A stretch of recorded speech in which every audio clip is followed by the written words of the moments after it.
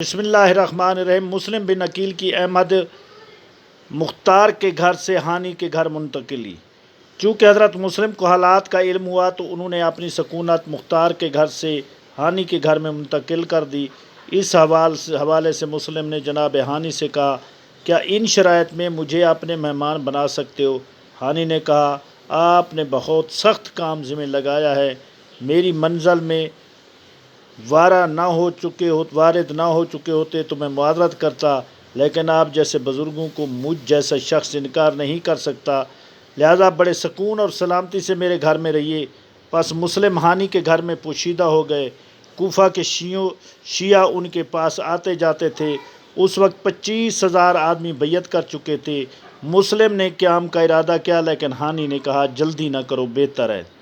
چند دنوں کے بعد غلام ماکل کو ابن زیاد نے کہا، یہ 3,000 درہم ہیں، کسی شیعہ کو تلاش کرو، اس کے سامنے اپنے آپ کو شیعہ ظاہر کرو اور اس کو یہ رقم دو کہ یہ رقم لو اور دشمنان دین کی جنگ میں میری مدد قبول کرو۔ جب یوں کرو گے تو وہ تم سے کچھ نہ چھپائے گا، اور بہت زیادہ کوشش کر کے مسلم کی تلاش کرو کہ وہ کہاں ہیں اور ان کے ساتھی کون ہیں۔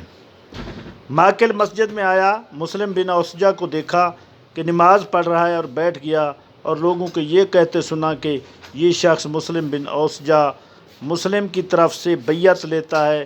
جب مسلم نماز سے فارغ ہوئے تو ماکل نے کہا، میں شامی شخص ہوں اور اہل بیت کا دوست اور ذوالکلاخ خمیری کے موالیوں میں سے ہوں، اور پھر کہا، میں مسافر ہوں، اگر مجھے زیارت کروا دیں اس شخص کی جو میرے مولا حسین کی بیعت لے رہا ہے، کیونکہ میں نے لوگوں سے سنا ہے کہ آپ کو ان سے اشنائی ہے، میں یہ مال دینا چاہتا ہوں، اگر آپ چاہتے ہیں تو یہ مال لے کر میری بیعت آپ لے لیں، ورنہ مجھے ان کی زیارت کروا دیں۔ مسلم بن اوسجہ نے کہا، اس مسجد میں میرا انتخاب کیوں کیا ہے؟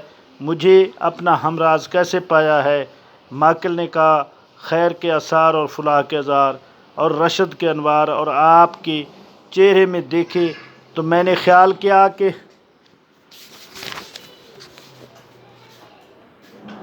کہ آپ محبان اہل بیت میں سے ہیں۔ مسلم بن اوسجہ چونکہ سادہ طبیعت کے تھے، لہٰذا اس سے کہا، تیرا گمان غلط نہ تھا، میں محب اہل بیت ہوں، میرا نام مسلم بن اوسجہ ہے، آؤ خدا سے عہد و پیمان کرو اور اس راز کو کسی کے سامنے فاش نہ کرنا تاکہ میں تجھے مقصود تک پہنچا سکوں۔ ماکل نے جھوٹی قسم اٹھائی کہ راز فاش نہ کروں گا۔ مسلم بن اوسجہ نے کہا، آج جاؤ، کل میرے مکان پر آنا، میں تجھے مسلم بن عقیل کے پاس لے چلوں گا۔ دوسرے دن مسلم بن اوسجہ ماکل کو مسلم بن عقیل کے پاس لے گئے۔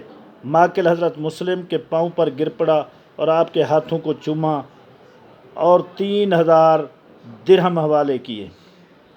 مسلم بن عقیل نے فرمایا، اس شخص سے مجھے رشد کے آثار تو نظر نہیں آ رہے، میں خدا کی قضا پر راضی ہوں، قرآن لاؤ تاکہ اس کو قسم دلاؤں، اور قرآن لایا گیا۔ ماکل نے قسم اٹھائی کہ آپ کا راز فاش نہ کروں گا، اور اگر سر کٹ بھی جائے تو بھی بیعت نہ توڑوں گا۔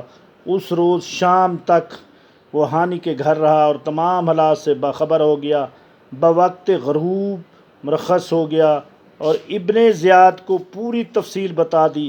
ابن زیاد نے غلام کو شاباش دی اور کہا، مسلم کے حضور رہو، ممکن ہے کہ وہ مکان تبدیل کریں اور ہم غافل رہیں۔